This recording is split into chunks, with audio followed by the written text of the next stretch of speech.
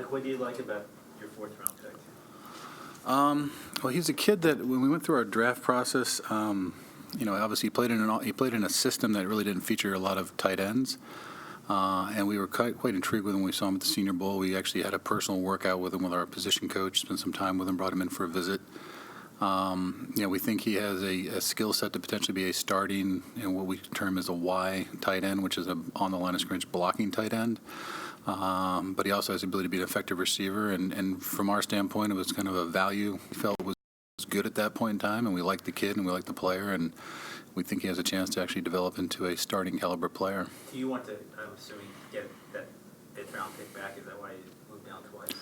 Yeah, I think we went into the day trying to acquire more picks. Like a lot of times, we had some players we had targeted that we had liked. And we're sort of working to try to, facilitate that. So, we ended up with one extra pick. We didn't get as many as we actually, maybe in a perfect world wanted, but we still feel we got some pretty good players in the spots where we took them. Like, how do you feel overall about the 3 days? It's interesting. You spend close to almost a year preparing for this, and really the draft is half of it. So the other half of this process is the college free agency. But we feel good. We feel actually we got some guys that we think have a good chance to help us. There's definitely some players we think have some upside and potential. I think even when you look at the three guys we took today, two of them are, obviously players that, played last year, did quite well respectively. The third one was Austin from Rutgers, who was a kid that, our scouts and our coaches had done quite a bit of work on and liked. And we thought he had a lot of potential. Now, obviously, he's coming off an injury. But, our doctors spent quite a bit of time with him. We got a chance to see him, physically, and, from that standpoint. And we felt good about, his ability to potentially recover and be the player he once was before. And we thought that was a potential of a player that could do quite well for us if, he continues to show improvement. And we felt good about the risk. When did the doctors say they think he could play? I think that'll be one of those situations. We'll see how he continues to progress. I mean, he's not obviously 100% cleared and ready to go right now. But I think when we were looking at it, we were thinking, he'd have a chance to start the season on PUP possibly or active, but most likely PUP will bring him along a little slowly and just make sure, he's in a good situation. But we thought, had he been healthy, and although it's not a large body of work, but the work we had done on him, we thought, he has a much higher ceiling than maybe where we got him in the draft. There's risk to him, obviously, but we felt good about that. Good about it after kind of going through the whole process with him, with our coaches, scouts, and then the doctors. Kind of big picture, Mike. I know roster building is never really done, and you're going to add guys tonight and maybe shoot free agents over the next few weeks. But the heavy lifting is done now. The draft is over. Yep. How do you feel about what you've done to the roster over the last 2 months? I think we've done some good things in terms of, improving the talent at certain positions. I think, you're never truly done. It's. I don't think people realize it's not as if you finished the draft and that's the last you ever spend trying to look at the roster. But we're excited to see what we can do with college free agency. And there's some good, there's some guys out there we still have draftable grades on that, if they don't get drafted, we'll obviously go after them. And there's still veteran players out there. So I think it's, until we get the opening day roster, whether it's the final waiver wire cuts, whether they're potential trades and stuff along the way, there's definitely areas I still think we can improve upon. But we do think we've, added some pieces. We are kind of excited to see some of our young players come back too and how they do. But like everything else, you're never really done, building the roster. You're constantly doing that. But we felt at this point in time, we made some good strides and we have some good, good pieces in place. How strongly did you consider a center at various points in the draft? Yeah. I think it's, you go into, the draft, in my mind, you factor in need when everything else is equal. In a perfect world, you like to add players at, various positions. I think really sometimes it's the value at the time and, the players in terms of, how you see them. And I've said this before too, when you factor in needs, sometimes it doesn't necessarily mean you're going to, it doesn't mean the player is going to be successful or not. That's your own team's view of where you view your own roster is. So I think sometimes it works itself out. You try to, again, in some cases, like target players that are positions or needs, but if they're not the best players available at that point in time, sometimes it's better to kind of build with good players that you think have a chance to come in and be good players at other positions. Mike, how comfortable are you with Daryl Roberts as your starting outside corner opposite Tremaine? Yeah. I think it's interesting. When we actually played Daryl last year and he started, went due to injury, he actually played quite well. And then we had another injury which kind of forced him to go back to safety. So we obviously had the versatility to play there. But I think when, although it wasn't Daryl was one of those players we've always liked. I mean, we liked him when we first claimed him and got off the waiver wire. He always did well in practice, and we actually had a chance to play. We actually thought he did quite well, so we're kind of excited to see how he does. But like every position, we're always going to be focused on, if there's other players out there that we can increase the competition at the position, we'll definitely do that. But I think we're kind of interested to see Daryl. Daryl came back, seemed to have a good off season. Of course, now we'll get a chance to see him more in the OTAs and the mini camps. But, like any position, we feel good about what we have right now. But, of course, that we're always going to be looking to make it more improvements to the roster. Morris Claiborne is a guy, obviously, Mhm. who's starting for the last 2 years. He's still a free agent. Would you consider bringing him back? Yeah, I don't really want to necessarily speculate on any certain player, but we obviously liked Mo.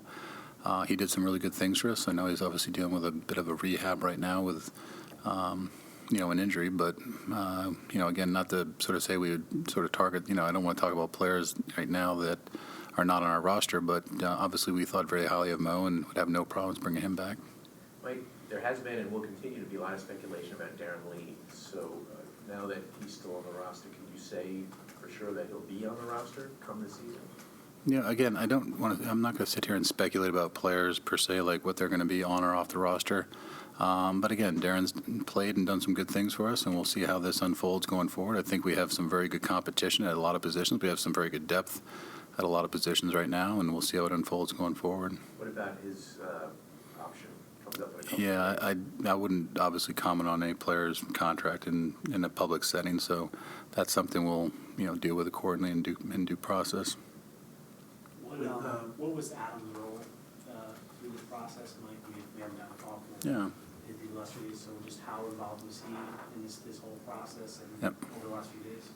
No, Adam's been very involved in the whole process, obviously through the draft meetings, and then we have obviously breakout meetings where, there's few, myself, Adam, and a few other people are in. But, during the draft, he's sitting, for the most part, right next to me when our pick is coming up or before our pick. I know right now he's getting ready to go help recruit with college free agency, so he's been pretty much, in the whole process all the way through. And any player we obviously take or draft or sign, he's from free agency to college, to the pro free agency to the college draft, he's very involved with, so he's pretty much in step with all the things we do. What has it been like working with him? Like I said before, I really like working with Adam. It's he has a very clear vision of what he wants. I think he's, again, as I mentioned before, he has a very good sense of humor. We actually keep similar hours. We're more kind of like late night people, so we tend to kind of sit up late at night grinding tape. So I spend a lot of time kind of talking to him over not only the course of the day, but sometimes later at night. But again, he's again, a lot of energy and a very, very positive guy to be around, and again, quite funny. With Austin, as far as his 40 time, he ran a 4.65 at the Rutgers Pro Day. Do you guys see him as a guy who's much faster than that in that 4.65 because he's still coming back from the injury? Yeah, he's not 100% returned from his injury. In fact, it was I think his first times he were kind of actually in sort of the later 4.6s, and I think when our scouts went in there, they had him closer to 4.60. So we definitely think that he has more speed potentially, and we combining that with watching him on tape and having spent a lot of time kind of seeing him over the years down at Rutgers with our scouts. We definitely think he has, I think he has more speed in him, but again, he's not 100% recovered from his injury. So to still be able to actually still have the speed he has at this point in time, we actually felt quite good about the fact that when fully recovered, he's going to be obviously faster.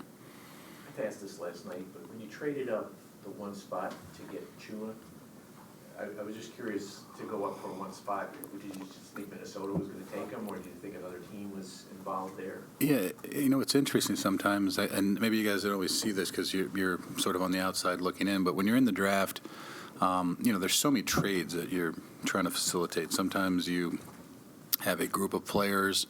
Sometimes you sort of, again, you're a certain number of picks out. you'll try to, you sometimes actively try to move up. We do a lot of research, not only on the players, but like on what the other teams, who's like, interviewed the player, who's spent time with them. And I think a lot of times you're sitting there in trade negotiation, or at least trying to talk, move around the draft. And in some cases, players get picked, like literally right before you pick them, that you're sort of targeted and wanted to sign. So I think with that situation, it was simply we had a 7th-round pick. A couple players we had targeted or really liked had sort of started going off the board, quite frankly, a little bit before we got to our pick. And he was a player we liked, and we thought to ourselves, if a situation where we lost him one pick before we got to him, we thought it was a good thing to do, and it was potentially move up and kind of take the player and make sure we got him. With Wesco, Mike, he was listed by some of the draft backs such as fullback, Yep. H-back. Do you view him as more of a blocker than a receiver, more of a receiver than a blocker? What's kind of his profile as a tight end? Yeah, so in the offense he played in, they don't really incorporate a tight end a lot, so they used him a lot in college as a fullback, which they asked him to do more athletic things. It's funny, he reminded me a little bit, although he ran a little bit faster than, I don't know if you guys remember Nick Boyle when he came out of Delaware. He was a guy in pro free agency this year we kind of looked at. But when watching, how he was used and why he sort of gets mislabeled sometimes as a fullback, it was really because of, they often say how they played him. They literally played him in the backfield. We actually thought that was a good thing for him, not only to see him from an athletic standpoint, but having some position flexibility. But we obviously are going to use him primarily as a tight end in that role.